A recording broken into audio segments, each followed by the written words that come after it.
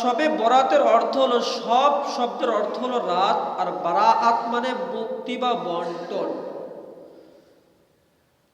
যেহেতু এই রাত্রে আল্লাহ তাআলা হাজার হাজার লক্ষ লক্ষ জাহান্নামীদেরকে জাহান্নামের খাতা থেকে তাদের নামটা কেটে জান্নাতি করে দেন, এই জন্য এই রাতকে বলা হয় বারাআত, শবে বরাত, অর্থাৎ মুক্তির রাত। সুবহানাল্লাহ। কিন্তু এই রাতে মুক্তি পাওয়ার জন্য কিছু কাজ করা লাগে, ঠিক কিনা? ঠিক।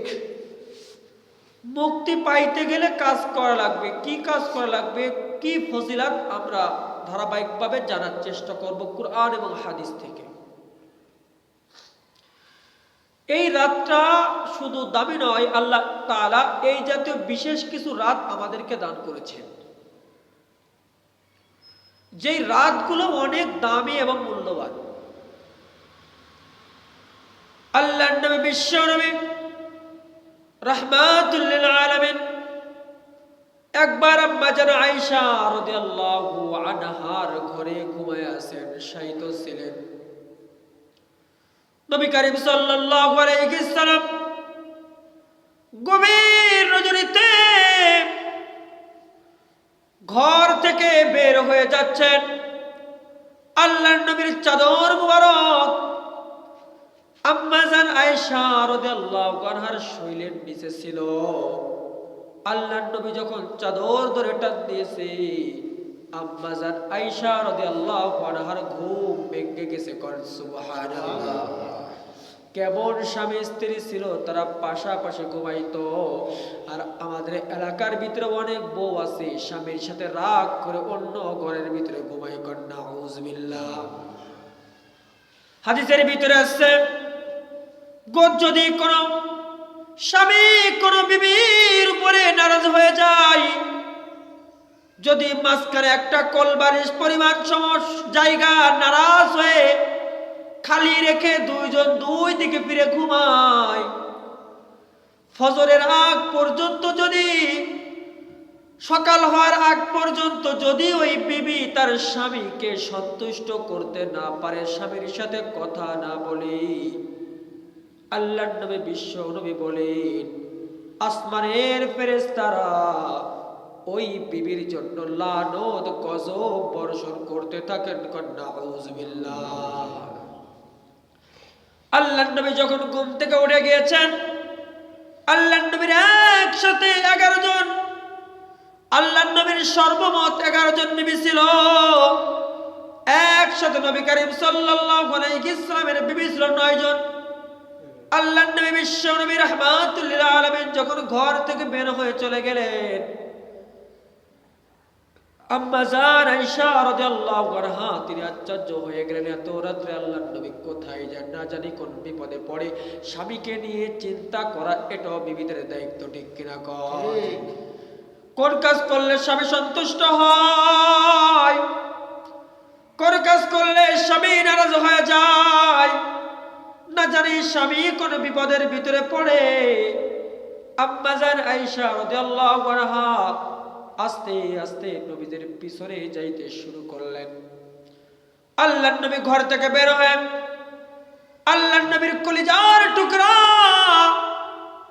সাহাবায়ে কেরাম যেখানে শায়িত আছে,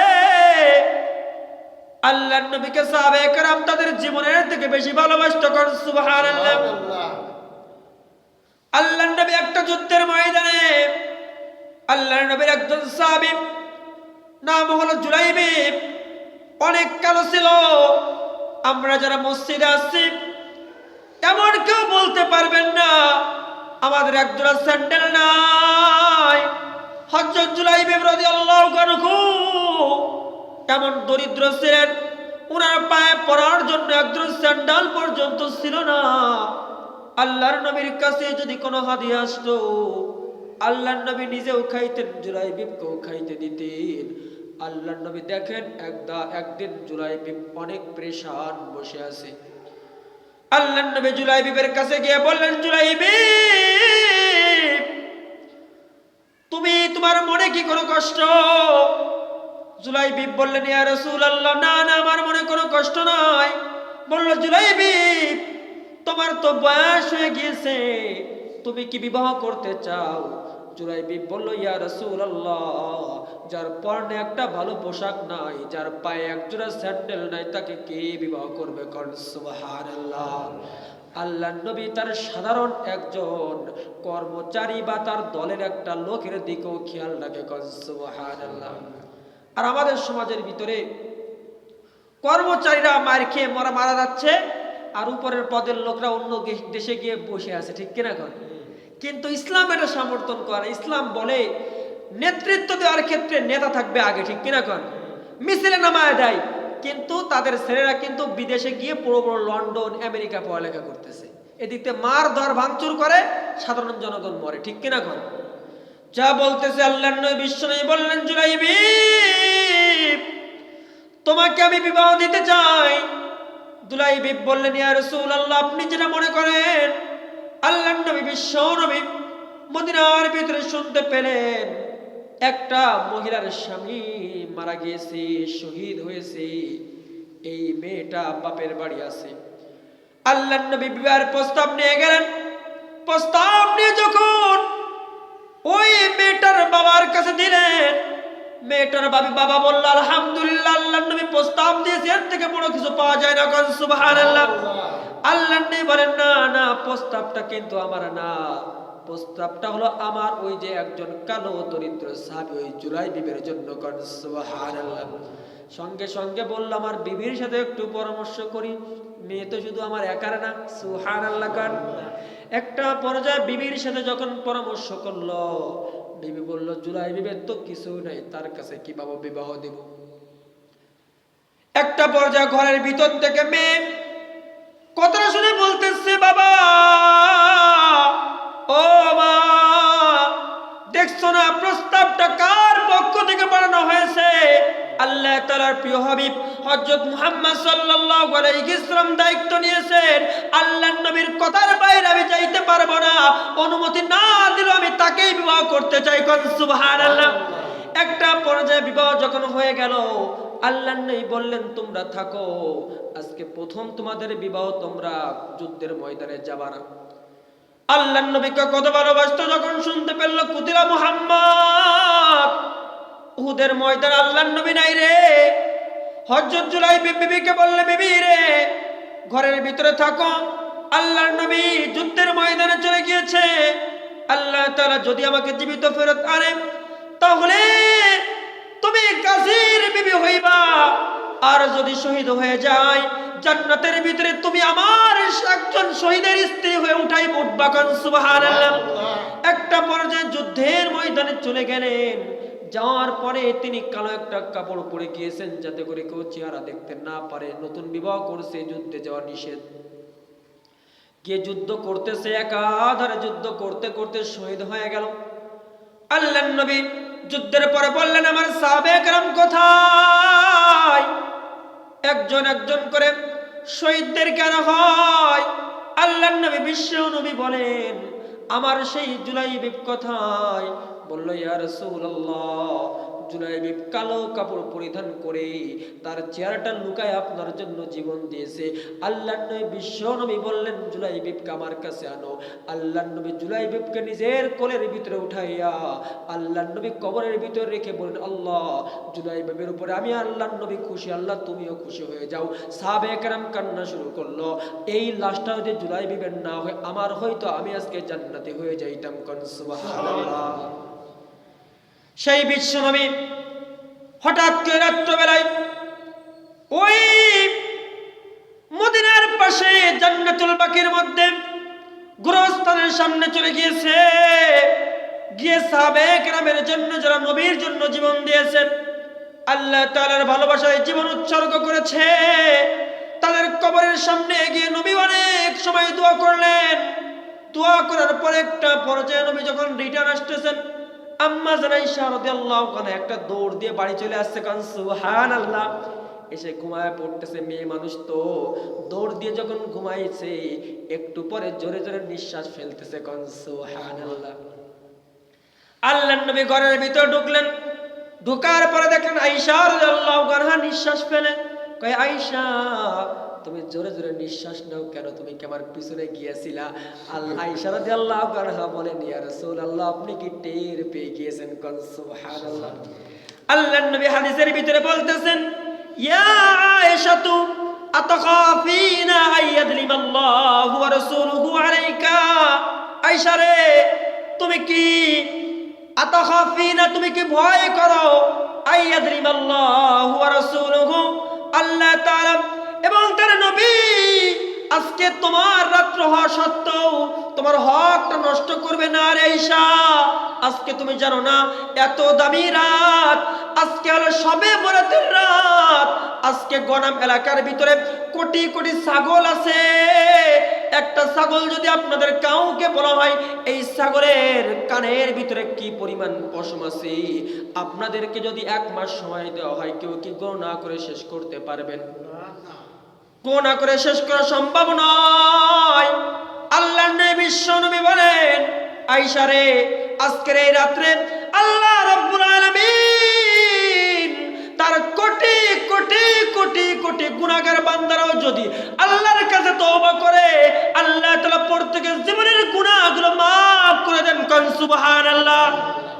আল্লাহ রাব্বুল আলামিন এই রাত যখন আসে, আল্লাহর নবী বিশ্ব নবী রাহমাতুল লিল আলামিন বলেন, আল্লাহ তাআলা বাদাল মাগরিব বাদা তুলুইশ শামসি, সূর্য যখন ডুবে যায়, এই রাত যখন শুরু হয়ে যায়, আল্লাহ তাআলা তার রহমত বরকত নিয়ে ফিস সামাইল উলা, প্রথম আসমানে চলে আসে। কোন সুবহানাল্লাহ। আল্লাহ রাব্বুল আলামিন প্রথম আসমানে চলে আসেন। আসার পরে বলেন, আলা মিন মুস্তাগফিরিন ফাগফির আলা। এই দুনিয়ার মানুষ, কেউ কি গুনাহ করে ফেলছো, নফসের প্রতারণায় পড়ে, সম্পদের ধোঁকায় পড়ে, ছেলে মেয়েদের ধোঁকায় পড়ে, এই দুনিয়ার মানুষ গুনাহ করে ফেলছো, তোমার গুনাহ যদি জমিন পরিমাণ হয়, আমি আল্লাহ তাআলার রহমত আসমান পরিমাণ। কোন সুবহানাল্লাহ। আলা মিন মুস্তাগফিরিন ফাগফির আলা। বান্দারে, তোমার একটা কাপড় যদি নোংরা হয়, এই কাপড়টা ধোয়ার জন্য 1 বালতি পানি লাগে, কিন্তু বান্দারে তোমার 60 70 80 90 বছরের গুনাহ পরিষ্কার করার জন্য আমি আল্লাহ তাআলা 1 বালতি পানি চাই না। তোমার 2 চক্ষু থেকে যদি 2 ফোঁটা অশ্রু চক্ষু থেকে বের হয়ে নাকের ডুগা আসার আগে আমি আল্লাহ তাআলা তোমার জীবনের প্রত্যেকটা গুনাহকে maaf করে দেব। কারণ সুবহানাল্লাহ। আল্লাহ তাআলা বলেন, আমি আল্লাহ তাআলা প্রথম আসমানে চলে আসছে, আলা মিন মুস্তাগফিরিন ফাগফির আল্লাহ। কে এমন আছো বান্দারে, গুনাহ করে ফেলছো, আমি আল্লাহ তাআলার কাছে ক্ষমা চাও, আমি আল্লাহ তাআলা ক্ষমা করে দেব। কোন সুবহানাল্লাহ। আলা মিন মুস্তারজিকিন ফারজুক আলা। কেমন আছো, রিজিকের অভাব, তোমার মেয়ের বিবাহ দিতে যাচ্ছ কিন্তু বিবাহ দিতে পারো না, তোমার সংসার আয় উন্নতি নাই, তোমার ছেলে পাশ করে বসে আছে, কোনো চাকরি পায় না, ভাইবা দিচ্ছে তারপরও প্রতিষ্ঠিত করতে পারতেছে না, তোমার সংসারে উন্নতি নাই অবনতি, স্বামী তোমার সাথে দুর্ব্যবহার করে, ছেলে মেয়ে কথা শোনে না। এই দুনিয়ার মানুষেরা, এই রাত্রে আমি আল্লাহ তাআলা দেওয়ার জন্য চলে আসছি। বান্দারে, চাও চাও, আজকে তুমি আমাকে যদি চাও, আমি আল্লাহ তাআলা তোমার মনের প্রত্যেকটা আশাকে পূর্ণ করে দেব। কারণ সুবহানাল্লাহ। সহজে পূজার জন্য বলি, কথার কথা, একটা জুমার ভিতরে আপনাদের মসজিদে গত জুমায় জিলাপি আসছিল, ঠিক কিনা কর? যদি কোনো ব্যক্তি এমন আছে যে এই মসজিদের নামাজ না পড়ে বাড়ি বসেছিল, বলেন তো তারা কি জিলাপি পাইছে? আবার আজকে কথার কথা জিলাপি নাই, আজকে আসলে কি পাওয়া যাবে? ওই দিন পাওয়া যাবে যেই দিন দেওয়া হয়, ঠিক কিনা কন? আল্লাহ তাআলা বলেন, বান্দারে, এই রাত্রে আমি আল্লাহ তাআলা দেওয়ার জন্য চলে আসছি। বান্দা, তুমি যদি ঘুমাই থাকো, পাইবা না পাইবা না পাইবা না, তোমার কি দরকার? এই রাত্রে আমি আল্লাহ তাআলার কাছে চেয়ে নাও। কোন সুবহানাল্লাহ। হাদিসের ভিতরে আছে, আল্লাহর নবী পরে সর্বশেষ একজন নবী দুনিয়ার জমিনে আসবে, যার নাম হলো হযরত ঈসা রূহুল্লাহ। হযরত ঈসা আলাইহিস সালাম একবার রাস্তা দিয়ে যান, হঠাৎ করে তিনি একটা সাদা পাথর দেখতে পান। সাদা একটা বুড়ো পাথর দেখে উনি আশ্চর্য হয়ে গেলেন, কিরে এত সুন্দর একটা পাথর এখানে আসলো কিভাবে? আল্লাহ রাব্বুল আলামিন গায়েব থেকে ইলহাম করলেন, ওগো আমার নবী, এই পাথরটা দেখে আপনি আশ্চর্য হচ্ছেন, এর থেকে আর আশ্চর্য জিনিস কি আপনি জানতে চান? ঈসা রূহুল্লাহ বললেন, নাম। আল্লাহ তাআলা বললেন, ঈসা রে, ইজরিব বিআসাকাল হাজার, তোমার হাতের ভিতরে যে লাঠি আছে ওই লাঠি দিয়ে তুমি পাথরের উপরে একটা আঘাত করো। সুবহানাল্লাহ। উনি পাথরের উপরে একটা আঘাত করলেন, আঘাত করতে দেরি হলো, আল্লাহ রাব্বুল আলামিন পাথরটা ফাটা দিতে দেরি করলেন না। পাথরটা যখন ফেটে গেল, দেখলেন ওই পাথরের ভিতরে একজন বুড়া ব্যক্তি, মাথার ভিতরে পাগড়ি, দাড়ি সাদা। এই বুড়া ব্যক্তি তাসবিহ তাহলিল করে। এই পাথরের ভিতরে কোনো জায়গার সাথে কানেকশন নাই। এই পাথরের ভিতরে একটা আঙ্গুর গাছ, সাথে জান্নাতি ঝর্ণা প্রবাহিত হচ্ছে। সুবহানাল্লাহ। মুরব্বিকে জিজ্ঞাসা করা হলো, আপনি এখানে কি করেন? মুরব্বি বলেন, আমি এই জায়গার ভিতরে আল্লাহ তাআলার জিকির করি, আল্লাহ তাআলার জন্য সুবহানাল্লাহ বলি, আল্লাহ তাআলার জন্য আলহামদুলিল্লাহ বলি। আল্লাহর নবী বলেন, যদি কোনো ব্যক্তি একবার লা ইলাহা ইল্লাল্লাহ বলে, আসমান জমিন নেকি দ্বারা পরিপূর্ণ হয়ে যায়। কোন সুবহানাল্লাহ। আমাদের সময় অনেক, আমি হাত দিয়ে ভ্যান চালাচ্ছি, হাত দিয়ে ব্যবসা করতেছে, মুখ দিয়ে তাসবিহ পড়া যায় কি যায় না?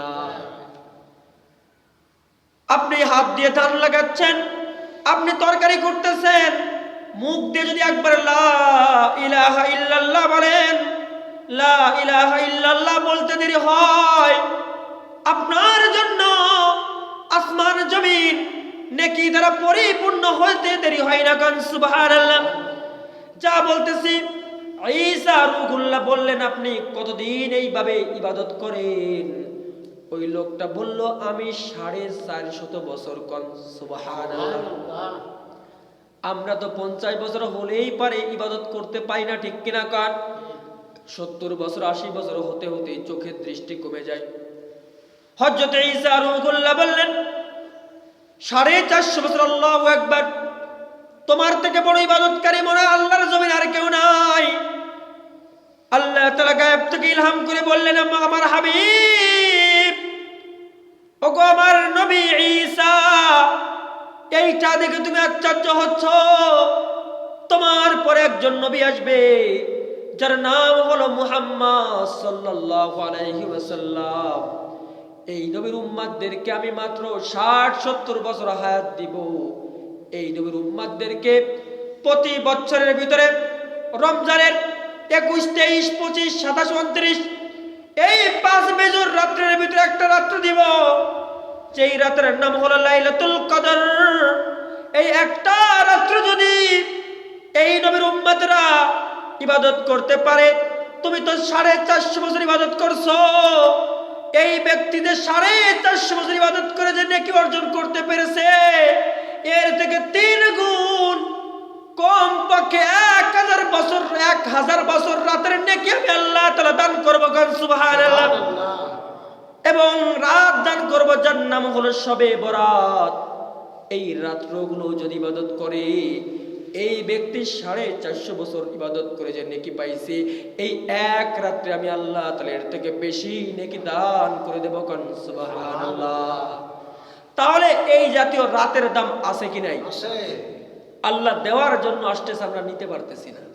টিউবওয়েলে পানি আছে, চাপ দিলেই পানি ভরে।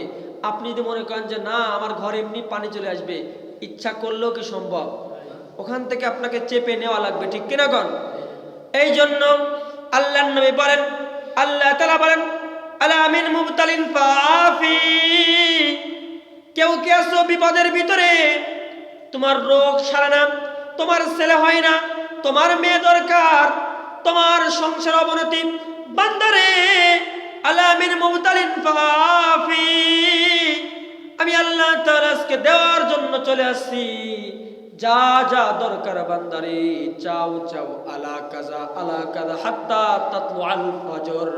আল্লাহ রাব্বুল আলামিন মাগরিব থেকে নিয়ে ফজর পর্যন্ত ডেকে ডেকে বান্দাদেরকে দিতে থাকে, কোন সুবহানাল্লাহ। কিন্তু আমাদের এমন অনেক কপাল পোড়া আছে, এটা জানার পরও আমরা নিতে পারি না, ঠিক কিনা কন? তাহলে এই রাত্রটা অনেক দামি একটা রাত, ঠিক কিনা কন? এই জন্য আল্লাহ নবী একটা হাদিসের ভিতরে বলেন, আল্লাহ নবী বিশ্বনবী বলেন, ইদা জাআত লাইলাতুন নিসফি মিন শাবান ফাকুমু লাইলাহা, তোমরা রাত্রে ইবাদত করো, আসুমু নাহারাহা, দিনের বেলা রোজা রাখো। আলহামদুলিল্লাহ, আগামী মঙ্গলবার রাত্রে, আগামী মঙ্গলবার রাত্রে, আজকে শুক্রবার, শনি রবি সোম মঙ্গল আর 4 দিন আছে।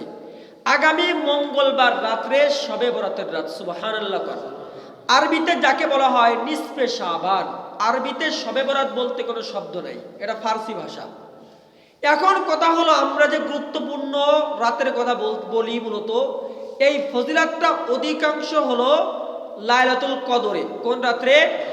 লাইলাতুল কদর। এটা রমজান মাসের 21, 23, 25, 27, 29-এর ভিতরে আছে।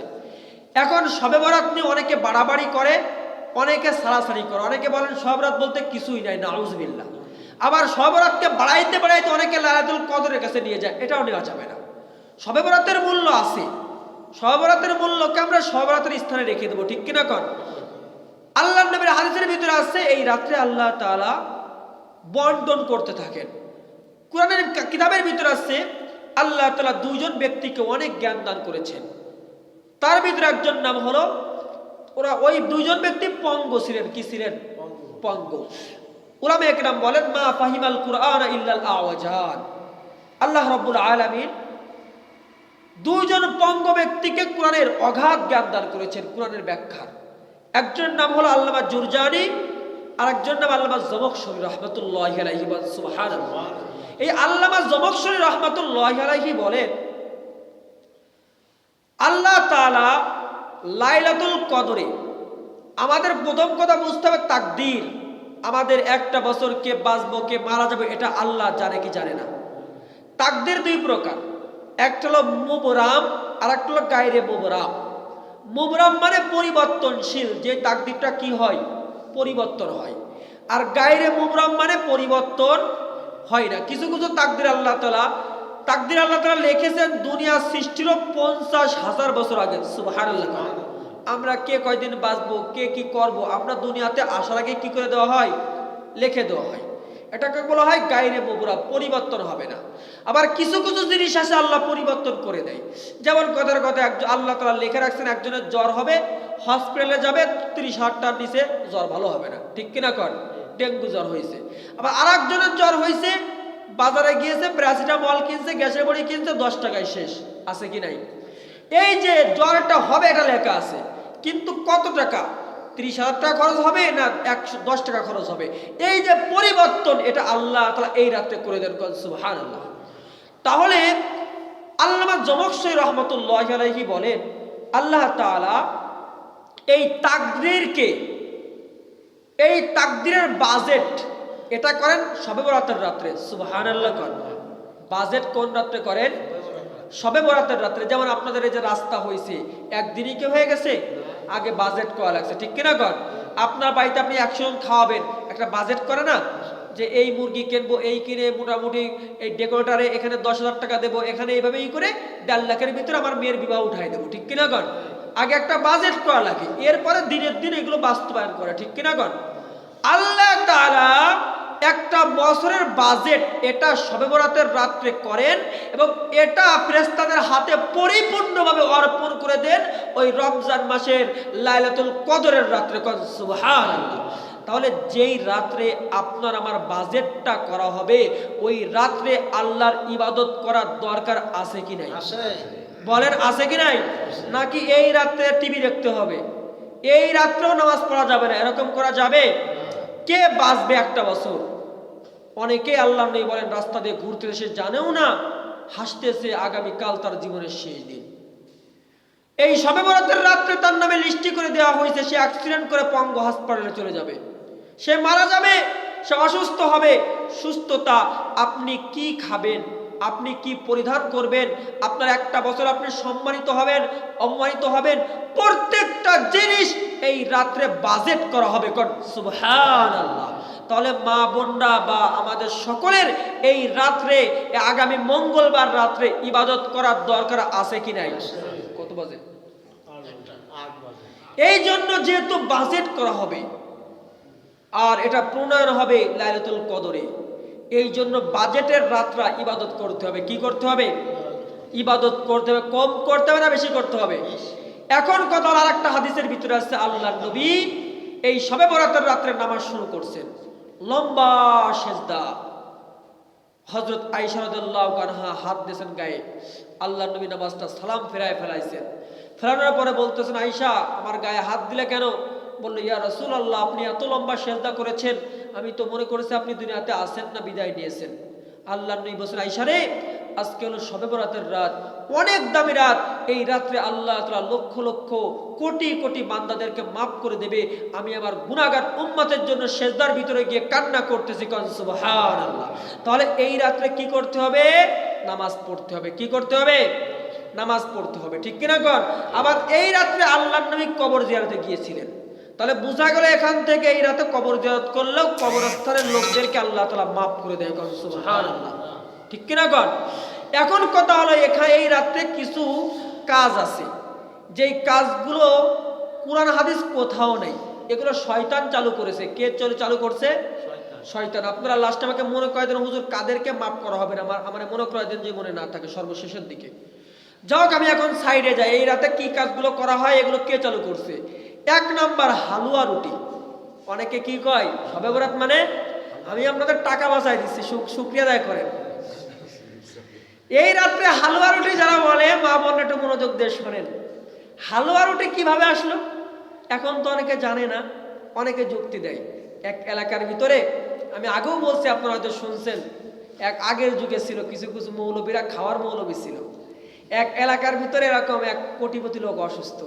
এখন মৌলবী সাহেব দোয়া করে। কি করে?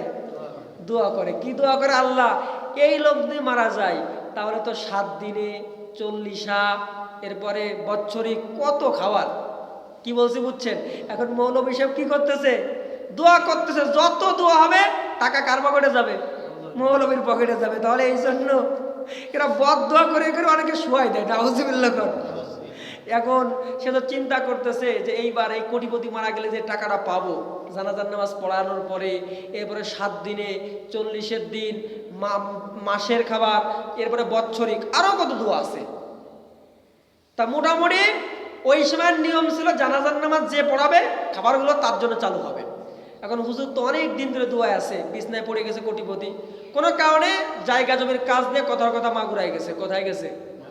মাগুরাই গেছে। তা এখন জজ সাহেব বা ওখানে যারা কাজ দায়িত্বশীল আছে তারা বলতেছে কাজটা করতে করতে আসল লেগে যাবে। আবার ওই দিনে হঠাৎ করে এই লোকটা মারা গেছে। মারা যখন গেছে, হুজুরের কাছে ফোন গেছে, হুজুর তো আসতে পারতেছে না, জানাজা আসরের নামাজের পরে। জানাজা কোন সময়? এখন হুজুর তো আগের থেকে গাড়ি ঠিক করে রাখছে, মোটরসাইকেল একখান, লাগলে 1000 যাক, ঠিক কিনা? ঘর আগে চলে আসতে হবে না? এই দিক দিয়ে দেরি হয়ে গেছে, গাড়ি জ্যাম। আর একজন এলাকার আর এক মৌলবী, সে কি পড়াইতেছে? জানাজা পড়াইতেছে। এখন উনি এসে দেখে তো জানাজা শেষ, এখন মাইয়াতকে নিয়ে চলে যাবে। হুজুর গায়ে দাঁড়ান, বললো কি হয়েছে? হুজুর জানাজা শেষ। হুজুর তো দেখতে আমার পকেটটা খালি, 1000 টাকাও মারি গেল, ঠিক কিনা? এখন গাড়ি যে ভাড়া করলাম 1000 টাকা দিয়ে, তো মারি গেল। একটা পর্যায়ে বলতে হয়, কি দোয়া পড়েছো? আল্লাহুম্মা ফিল হাইয়িনা ওয়া মাইয়িতিনা, দোয়াটা পড়েছি। এখানে মাইয়াতের নাম বলছো? তোমার সামনে যে একটা মায়াত ছিল, মায়াত কি একজন? সামনে গোরস্থান না, কত মানুষ, তুমি তো নাম ধরে দোয়া করো নাই। তাহলে বোঝা গেল দোয়া প্রত্যেকের জন্য হয়েছে, তোমার জানাজা হয় নাই। নাউজুবিল্লাহ। এখন কি করতে হবে? সবাই তো বলছে, হুজুর তো ভালো যুক্তি দিয়েছে, হুজুর জানাজা আপনি পড়ান। এখন ওই হুজুরের সামনে লাগাইতেছে। এখন পিছনে হুজুর তো ছাড় দেবে না, উনি বলতেছে দোয়া জোরে পড়তে হবে, যে কি পড়েন আমরা শুনবো। উনি দাঁড়াইছে। তা ওই মাইয়াতের নাম হলো আব্দুল্লাহ। নাম কি? আব্দুল্লাহ। এখন হুজুর জানাজার নামাজ পড়ায় লাস্টে বলতেছে, মাইয়াত কা নাম আব্দুল্লাহ, বাবা কা নাম আব্দুল মুত্তালিব, মা কা নাম ফাতেমা, ফাবিআই আলা রাব্বিকুমা তুকাজ্জিবান। এটা কি জীবনে শুনছেন আপনারা? এখন পিছনে যে মৌলবী আছে দাঁড়া লুকমা দেবো, কি দেবো? ভুল হলে লুকমা দিতে হয় না, লুকমা মানে ভুল ধরাই দেওয়া। উনি বলতেছে এ দুয়া না কুরআন মে হ্যায় না হাদিস মে হ্যায়, ফাবি আই আলাই রাব্বিকুমা তুকাজ্জিবান। কয় এই দুয়াটা জীবনে কুরআনও পায় নাই, হাদিসও পায় নাই। সুবহানাল্লাহ। এখন হুজুর দেখতেছে ও তো ফাঁকা, আমিও ফাঁকা, কেউ তো কিছু পাবো না। হুজুর বলতেছে সঙ্গে সঙ্গে হুজুর এখন সামনে থেকে বলতেছে আধা তেরা আধা মেরা, যারা বন্ধ কর জুবা ফাবি আই আলাই রাব্বিকুমা তুকাজ্জিবান। আধা তেরা আধা মেরা, অর্ধেক তোমার দিবানে, অর্ধেক আমি দিবানে। যারা বন্ধ কর জুবা, একটু মুখ বন্ধ করো, একটু মুখ কি করো, বন্ধ করো। এরকম ছিল কি ছিল না? এখন এই হালুয়া রুটি আসলো কিভাবে? এগুলো শয়তান চালু করেছে। কে চালু করছে? সহজে বোঝেন, এত দামি একটা রাত, যেই রাত্রে একটা বছরে বন্টন করা হবে, ঠিক কিনা কন? বাজেট করা হবে। মহিলারা সকাল থেকে রুটি বানাচ্ছে, বানাইতে বানাইতে যখন বিকাল হয়ে যায় ক্লান্ত, ঠিক কিনা কন? আবার এই রাত্রে গোসল করা মুস্তাহাব, পড়ছে কিতাবের ভিতরে মাকসুদুল মুমিনের ভিতরে। এখন মাগরিবে পড়াইতেছে গোসল। বলেন তো গোসল দিলে ঘুম আসবে কি আসবে না? এখন যে ঘুমায় গেছে শয়তানকে আমি সাকসেস, আমি কি সাকসেস। এই জন্য মা বোনদেরকে বলবো আপনাদের লস করার দরকার, আগের দিন বানায় খাই তো। শয়তান দাঁড়ানো শয়তান, আগের দিন বানাবো না পরের দিন বানাবো, মঙ্গলবারে বানাবো না, ঠিক কিনা কন? সোমবারে বানাই খাবো, আর না কিবারে বানাই খাবো, বুধবারে খানা, বেশি বেশি করে খান। কিন্তু ওই দিন বানাইতে গিয়ে ইবাদত নষ্ট করা যাবে না, ঠিক কিনা কন? আর এক জাতীয় বিয়াদবরা আছে। কারা আছে? এরা ফটকা ফুটায়। কি ফুটায়? ফটকার সাথে কোনো মিল আছে? আল্লাহ তাআলা রহমত দিয়ে প্রথম আসমানে আইছে, কয় ফটকা ফুটাবো, মানে শয়তানকে দাঁড়া আল্লাহরে খেদাবো। নাউজুবিল্লাহ কর। কত বড় দুষ্টু শয়তান। এখানে ফটকা ফুটানোর কি আছে? এই জন্য আর একদল আছে কি ফুটাই? ফটকা ফুটাই। আবার ঢাকা শহরে তো দেখা যায় গোরস্থানে ফকিররা সবাই হিড়িক মেরে যায়। এই দিন আসবে। এই জন্য আল্লাহর নবী কি দল ধরে নিয়ে গেছিল না একা একা গিয়েছিল গোরস্থানে? এই জন্য একা একা যাওয়া, ঠিক কিনা কন? এরপরে আল্লাহর নবী ইবাদত কি মসজিদে এসে করেছে না ঘরে করেছে? এই জন্য ইবাদতটা ঘরে করতে হবে। কোথায় করতে হবে? আপনি 4 রাকাত নামাজ সুন্দর করে পড়েন। আল্লাহর নবী বলেন 2 রাকাত নামাজ জান্নাতে যাওয়ার জন্য যথেষ্ট। সুবহানাল্লাহ বলেন। আল্লাহর নবী বিশ্বনবী রাহমাতুল লিল আলামিন বলেন রাকাতান মিনাল ফজর খায়রুম মিনাদ দুনিয়া ওয়া মা ফিহা। আই সুন্নাতান, ফজরের ফরজের আগে যে 2 রাকাত সুন্নাত পড়া হয়, এই 2 রাকাত সুন্নাত যদি কোনো ব্যক্তি মনোযোগের সাথে পড়তে পারে, রুকুর ভিতরে 7 তাসবিহ সুবহান রাব্বিল আযীম, সুবহান রাব্বিল আযীম, সুবহান রাব্বিল আযীম, এইভাবে 7 বার ভালো করে পড়ছে। সিজদার ভিতরে 2 বার, সিজদার ভিতরে 7 7 14 বার তাসবিহ পড়ছে। এরকম যদি সুন্দর করে এদিক ওদিক কোনো দিক মনোযোগ না দিয়া 2 রাকাত নামাজ পড়তে পারে, আল্লাহর নবী বলেন খায়রুম মিনাদ দুনিয়া ওয়া মা ফিহা, দুনিয়ার ভিতরে লক্ষ কোটি কোটি টাকার স্বর্ণ রূপা হীরা মণিমুক্তার থেকে এই 2 রাকাত নামাজ আমার আল্লাহ তাআলার কাছে অনেক দামি। কোন সুবহানাল্লাহ। এই জন্য এই রাত্রে এমন করা যাবে না সারা রাত ইবাদত করতে, নফল নামাজ পড়তে পড়তে আবার ওই দিক দিয়ে ফজরের ফরজ নামাজ ছুটে যায়, আছে কি নাই? এরকম ঘটানো যাবে না। লাস্টে নফল ধরতে গিয়ে কি ছাড়া যাবে না? ফরজ ছাড়া যাবে না। আপনি 4 রাকাত পড়েন। অনেকে শুনে হুজুর কোন সূরা, কোনো বাধ্যবাধকতা নাই। 10 বার সূরা কুলহু, 10 বার ইখলাস, এগুলো কোরআন হাদিসের কোথাও নাই, এগুলো জাল হাদিসের ভিতরেও নাই। কারণ নাউজুবিল্লাহ। আপনি যেমন পারেন। ইসলাম কি মানুষের জন্য কঠিন করেছে? অনেকে দেখবে 10 বার করে পড়ো, আরে হিসাব করতে তো ভুল হয়ে যায়, ঠিক কিনা কর? শয়তান কয় 9 বার পড়েছি, তোর হবে আবার পড়। 7 বার হয়েছে, 11 বার হয়ে গেছে, ভুল হয়ে গেছে, আবার পড়। ওই লোক যা পড়বই না, ঠিক কিনা কর? তাহলে এগুলো শয়তানের যুক্তি। আপনি 4 রাকাত ভালো করে পড়েন, পারলে 10 রাকাত পড়েন, পারলে 6 রাকাত পড়েন, কিন্তু আপনার ঈশান নামাজটা ঠিক করে পড়তে হবে, ঠিক কিনা কন?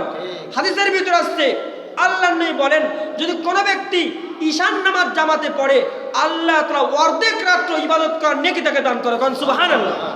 আর যদি কোনো ব্যক্তি ঈশা এবং ফজর এই 2 ওয়াক্ত জামাতের সাথে পড়ে, সারা রাত্র ঘুমাই গেলেও সারা রাত্র ইবাদত করার তারা নেকি আল্লাহ তাআলা ওই বান্দাকে দান করে দেয়। সুবহানাল্লাহ। তাহলে এই রাত্রে চেষ্টা করতে হবে, অন্য দিন আমার যাই হোক না কেন, এই আগামী মঙ্গলবার ঈশান নামাজও জামাতে পড়বো, ফজরও জামাতে পড়বো, আর রাত্রে কোনো গুনাহের কাজ করবো না, কারণ গিবার শিকার করবো না। ইনশাআল্লাহ আল্লাহ আপনাদেরকেও এই রাতে নেকি দান করবেন। সুবহানাল্লাহ। এখন কথা হলো হুজুর, পয়েন্টটা শেষ করি, 5 মিনিট হোক। এখন সর্বশেষ কথা হলো, আপনার ভুঁইতে যে এখন জমিতে অনেকে পানি দেয়, কি দেয়? পানি দেয়। আপনি আইল পানি দিচ্ছেন, আপনার আইল এক পাশে কাটা, পানি আপনার জমিতে থাকবে তো, নাকি পাশের জমিতে চলে যাবে? আইল দেয়া লাগবে। কি দেয়া লাগবে? আইল দেয়া লাগবে। এখন কথা হলো, এই যেমন মোবাইল অনেক উপকারী, ঠিক কিনা কন? আবার এই মোবাইল ক্ষতিরও কারণ হয়, ঠিক কিনা কন? অনেক আছে মেয়ে বিবাহ দিতে পারছে না, মোবাইলটা কিনে দেয়, আছে কি নাই? তাহলে মোবাইল যেমন উপকার, ওরকম ক্ষতি। সাপের বিষে ক্যান্সার রোগ ভালো হয়, আবার সাপের বিষে মানুষ মারা যায়, ঠিক কিনা কন? এখন কথা হলো, এই রাত্রে তো অনেক দামি, এই রাত্রে কিছু কিছু লোকদেরকে আল্লাহ মাফ করবে না, কন নাউযুবিল্লাহ। এটা হলো আমাদের মূল কথা। হুজুর এই রাত্রে কাদেরকে মাফ করা হবে না? তাহলে সেই সমস্ত দোষ থেকে এই 4 দিনের ভিতরে আমাদের মুক্ত হওয়ার দরকার আছে কি নাই? এখন আমরা সেই দোষগুলো জানি। এক হাদিসের ভিতরে 2টা দোষ আইছে। কয়টা? 1 নাম্বার হলো, আল্লাহর নবী বিশ্বনবী বলেন, ইন্নাল্লাহা লা ইয়াগফিরু আন ইউশরাকা বিহি, আল্লাহ তাআলা সমস্ত মানুষদেরকে মাফ করে দিলেও যারা আল্লাহ তাআলার সাথে শিরিক করে, আমরা আলহামদুলিল্লাহ আল্লাহর সাথে শিরিক করি না, কোন আলহামদুলিল্লাহ। যারা মূর্তির পূজা করেন, যারা দেব দেবীর পূজা করেন, ওই শাহজালালের মাজারে মান্নত করে, 8 মান্নত করে, শাহপুরানের মাজারে মান্নত করে, এই রকম শিরিক যাদের ভিতরে আছে, আগেও বলেছিলাম আকাশে মেঘ হয়েছে, অনেক চাচারা আল্লাহকে গালি দেয়, আল্লাহ তাআলা দিন খুঁজে পাই না, আমি যেই দিন ধান কাটে বিছালি বানবো ওই দিনে আল্লাহর বৃষ্টি দেওয়া লাগে, কন্যা আউযুবিল্লাহ। এইরকম কথা যদি কেউ বলে থাকে, তাহলে কি করতে হবে? তওবা করতে হবে, ঠিক কিনা কন? অনেক মা বোনরা বলে, যেই দিনই আমি ধানগুলো ওই শুকাইতে দিই ওই দিনে আল্লাহর বৃষ্টি দেওয়া লাগে, নাউযুবিল্লাহ বলেন। এইরকম শিরিকি যাদের ভিতরে আছে তাদেরকে আল্লাহ মাফ করবে না, কন্যা নাউযুবিল্লাহ। এই জন্য 1 নাম্বার শিরিক থেকে আমরা তওবা করব। কি থেকে? শিরিক থেকে। একটা আলহামদুলিল্লাহ গেল।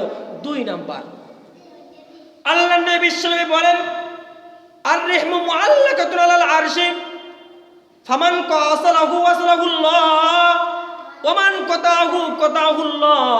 আল্লাহ তাআলা এই রাত্রে কোটি কোটি মানুষদেরকে মাফ করে দিল। যারা আত্মীয়তার সম্পর্ক নষ্ট করে, আল্লাহ তাআলা এই জাতীয় দোষীদেরকে আল্লাহ তাআলা মাফ করবেন না, কর নাউযুবিল্লাহ। আজকে ফেসবুকের যুগে 5000 10,000 ফ্রেন্ড আমার আছে, আমার বন্ধু বান্ধবের শেষ নাই, কিন্তু আমার চাচার সাথে আমি কথা বলি না, আমার ফুফুর সাথে কথা বলি না, আমার খালার সাথে কথা বলি না, আমার মামার সাথে দ্বন্দ্ব, আমার ভাইয়ের সাথে দ্বন্দ্ব, আমার এলাকাবাসীর সাথে 1 বছর 2 বছর হয়ে গিয়েছে কথা বন্ধ, এরকম লোক আছে কি নাই? আল্লাহ নবী বলেন, লা ইয়াহিল্লু লিল মুমিনিন আন ইয়াহজুরা আখাহু ফাওকা 3 লাইল। তোমার ভিতর রাগ হতে পারে, এই রাগটা তুমি 3 দিন প্রকাশ করতে পারবা। কয় দিন? 3 দিন তুমি রাগ করে থাকতে পারবা, কিন্তু 4 দিনের দিন নয়। তুমি যদি তোমার ভাইয়ের সাথে যদি তুমি রাগ করে 4 দিন কথা বন্ধ করে দাও, আল্লাহর নবী বিশ্বনবী রাহমাতুল লিল আলামিন বলেন, এই ব্যক্তি যদি মারা যায় হাসরের ময়দানে আমি নবী একে আমার উম্মত হিসেবে স্বীকৃতি দেব না, কন্না নাউযুবিল্লাহ। আল্লাহর নবী বলতেছেন, আমি আমার উম্মত হিসেবে তাকে দাবি করব না, নাউযুবিল্লাহ। করব উম্মত হিসেবে যে নবী যদি বলে আমি সে আমার উম্মত না, তার কি বাঁচার কোনো উপায় আছে? এই জন্য আমার রাগ ক্ষোভ থাকতেই পারে। আপনি যদি আল্লাহর কাছে মাপ চাইতে চান, আপনার মনটাকেও উদার করতে হবে, ঠিক কিনা কন? হুজুর এমন একটা কথা বলেছিল মাফ করা যায় না, আপনিও তেমন অনেক অন্যায় করেছেন যেগুলো আল্লাহ মাফ করতে চায় না, ঠিক কিনা কন? আপনি যখন স্যাক্রিফাইস করে ওই বান্দাকে মাফ করবেন, আপনার চাচার সাথে গিয়ে কথা বলবেন, কমপক্ষে সালাম আদান প্রদান করা যায় কি যায় না? দ্বন্দ্ব হচ্ছে তার সাথে, আপনি ঠিক আছে, আপনি তাকে সালাম দেন, আপনি চাচার সাথে গিয়ে একটু কথা বলেন।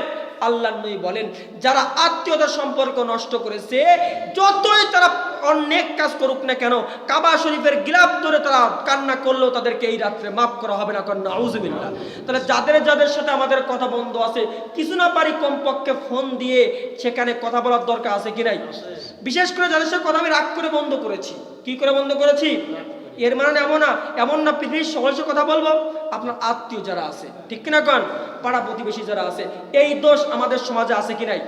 স্বামীর সাথে কথা বলে না, ভাইয়ের সাথে কথা বলে না, মামার সাথে কথা বলে না, ফুফুর সাথে কথা বলে না।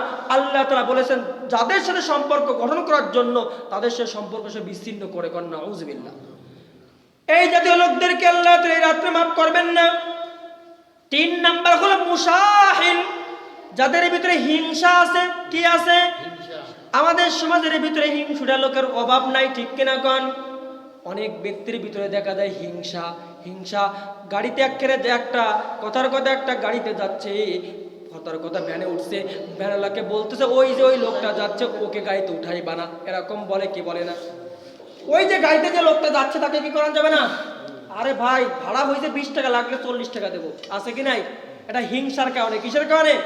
একজনের ছেলে বিদেশ থেকে মেলা টাকা ইনকাম করে, আপনার ছেলে ইনকাম কম করতেছে, আপনার ভিতরে হিংসা লাগে। কি লাগে? ও মনে হয় সব 2 নাম্বারই করে ইনকাম করে, আছে কি নাই? এরকম হিংসা তাদের ভিতরে আছে, আল্লাহ তাআলা তাদেরকে মাফ করবেন না, কন্না আউযুবিল্লাহ। এই জন্য নিজের থেকে হিংসা দূর করতে হবে। হিংসা দূর হবে কিভাবে? অপরের জন্য যখন আপনি দোয়া করতে পারবেন, বোঝা যাবে আপনার ভিতরে হিংসা নাই, কন সুবহানাল্লাহ। এক ব্যক্তি এক আল্লাহর ওলির কাছে গিয়ে বলতে, হুজুর আমার বাড়ির পাশে ওই ব্যক্তি, ওর যা হয় হুজুর ওটা দেখে আমার হিংসা লাগে, আপনি আমার জন্য দোয়া করে দেন। কি দোয়া করবো? হুজুর ওর যা হয় আমার জন্য দ্বিগুণ হয়। আমি কি এটা দোয়া করবো নাকি বলবো তোমার ভালো হোক, ওর সমান হোক? হুজুর না, সমান হওয়ার দরকার নেই, ওর থেকে কি হতে হবে? দ্বিগুণ হতে হবে। হুজুর কয় ঠিক আছে, দোয়া করে দিলাম। এখন গিয়েছে, কয়দিন পরে দেখে ওই ব্যক্তির ব্যবসার ভিতরে জমিতে কথার কথা 100 মণ ধান হয়েছে। কয় মণ? আর এই ব্যক্তির ওই একই জমিনে 200 মণ ধান হয়েছে। কয়শো মণ ধান? ওরে খুশি, খুব খুশি। কয়দিন পর দেখা যায় একটা ব্যবসার মাধ্যমে এই লোক 1 লাখ টাকা লাভ করেছে, ওই লোক 2 লাখ টাকা। কয় লাখ টাকা? কিছুদিন পরে এই লোকের দেখা যায় এক পা পঙ্গ হয়ে গেছে। কয় পা অ্যাক্সিডেন্ট করে? এখন তো আস্তাগফিরুল্লাহ পড়তেছে, কিন্তু হঠাৎ করে গাড়ি একখানে এসে তার 2 পা পঙ্গ করে দিয়েছে। এর কয়দিন পরে দেখে ওই লোকের 100 বন্ধ হয়ে গেছে। কয়শো? এখন দোয়া করে, আল্লাহ হিংসা করে কি পাইলাম? কিছুই পাইলাম না। লাস্টে এই লোকের কয়শো বন্ধ হয়ে গেছে? 200। ঠিক কিনা কর? এই জন্য কি করা যাবে না? 3 নাম্বার, তাদেরকে আল্লাহ মাফ করবে না, তারা হিংসা করবে। কি করবে? এই জন্য হিংসা আপনার থেকে দূর হবে কিভাবে? যার সাথে আপনার কম্পিটিশন আছে, যার ছেলের ভালো রেজাল্ট করলে আপনার ভিতরে হিংসা আসে, যার জমিতে ফসল ভালো হলে আপনার হিংসা লাগে, যে একটু ভালো পোশাক পরলে আপনার হিংসা লাগে, তার জন্য আপনি দোয়া করবেন। হাদিসের ভিতরে আসছে, যখন একটা বান্দা আরেকজনের জন্য দোয়া করে, ওই দোয়াটার পিছনে ফেরেশতারা আমিন বলে, আগে ওই দোয়াটা ওই ব্যক্তির জন্য কবুল করা হয়। কারণ সুবহানাল্লাহ। এই জন্য 3 নাম্বার, যাদের ভিতরে হিংসা আছে, হিংসা থেকে বের হবো কিভাবে? তাদের জন্য আমরা কি করব? দোয়া করব। এইগুলো 3 নাম্বার দোষ। 4 নাম্বার দোষ, ওই সমস্ত ব্যক্তিদেরকে মাফ করা হবে না যাদের টাকনুর নিচে কাপড় যায়। কোন জায়গায়? এই জন্য যাদের টাকনুর নিচে কাপড় যায়, আমরা এর আগে কাপড় কোন জায়গায় রাখবো? টাকনুর উপর উঠায় রাখবো। আগের আরবের ভিতরে অহংকারের এরকম কাপড় পরে যাইতো, জমির সাথে মিশায় যাইতো, আমি কত টাকা পয়সার মালিক। এই জন্য এই সমস্ত ব্যক্তিদেরকেও কি করা হবে না? মাফ করা হবে না। হিংসুকদেরকে মাফ করা হবে না। তাহলে যে কয়েকটা দোষ বলা হলো, এই দোষগুলো থেকে বিরত থাকার দরকার আছে কি নাই?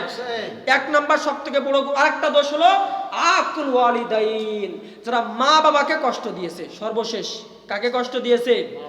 আপনি যত ইবাদত করেন না কেন, কাবা শরীফের গিলাফ ধরে কাঁদেন না করে, এই রাত্রে আপনি মাপ পাবেন না যদি আপনার উপরে আপনার মা বাবা কষ্ট পায়। কর নাউযুবিল্লাহ। এই জন্য এই রাত আসার আগে, বিশেষ করে আমাদের ভিতরে কিন্তু অধিকাংশ দোষগুলো নাই। এই একটা দোষ অনেকেরই আছে, হয়তো জেনে না জেনে, বুঝে না বুঝে আপনার উপরে আপনার মা কষ্ট পাইছে, বাবা কষ্ট পাইছে। এই জন্য এই রাত্রে যদি আসার আগে আপনার মা বাবার কাছ থেকে আপনি এই মঙ্গলবারে মাগরিবের আগে মাপ নিতে পারেন, আল্লাহ তাআলা, আমার বিশ্বাস, আপনার জীবনের গুনাহগুলো মাফ করে দেবে। কারণ সুবহানাল্লাহ, আপনার একটা বছরের তাকদীর সব ভালো লিখে দেবে। এই জন্য এই রাতের আগে যাদের মা বাবা দুনিয়াতে আছে, কষ্ট দিয়েছেন, তাদের থেকে মাপ নেওয়ার দরকার আছে কি নাই? আর যদি মারা যায়, হুজুর মারা গেলে কি করব? তাদের জন্য দোয়া করবেন। কি করবেন? তাদের জন্য কথার কথা 100 টাকা 200 টাকা 5টা মিসকিনকে দিয়ে দিলেন, অথবা তার জন্য 3 বার সূরা ইখলাস পড়ে পাঠালেন, তার কবরটা জিয়ারত করতে গেলেন, গিয়ে দোয়া করলেন। হাদিসের ভিতরে আসছে, এই দোয়াগুলো যখন আপনার বাবা মার কবরে যাবে, তারা ওখান থেকে খুশি হয়ে আপনাকে মাফ করে দেবে। কারণ সুবহানাল্লাহ। এই জন্য এই যে 5টা দোষ, এই দোষ থেকে বিরত থাকার দরকার আছে কি নাই? তাহলে 1 নাম্বার, আমরা শিরিক থেকে মুক্ত হব। 2 নাম্বার, আমরা কি করব না? আত্মীয়তার সম্পর্ক যাদের সাথে নষ্ট করেছি সকলের সাথে সম্পর্ক জুড়ে ফেলবো। 3 নাম্বার, যাদের সাথে আমরা কথা বন্ধ করেছি কথা কি করব, চালু করে দেব। 4 নাম্বার, যাদের উপরে হিংসা তাদের জন্য কি করতে হবে, দোয়া করতে হবে। 5 নাম্বার, টাকনুর নিচে কাপড় যদি এখনো চলে যায় টাকনুর উপরে কাপড় পরতে হবে। সর্বশেষ, মা বাবা যাদের উপরে নারাজ, মা বাবার কাছ থেকে কি চাইতে হবে, জীবিত থাকলে মাপ চাইতে হবে, আর মারা গেলে পরে তাদের জন্য নেকি পাঠাইতে হবে, ঠিক কিনা কন? এখন সর্বশেষ এই কয়েকটা কাজ করে আমরা আমল কি করব? আমলটা হলো আমরা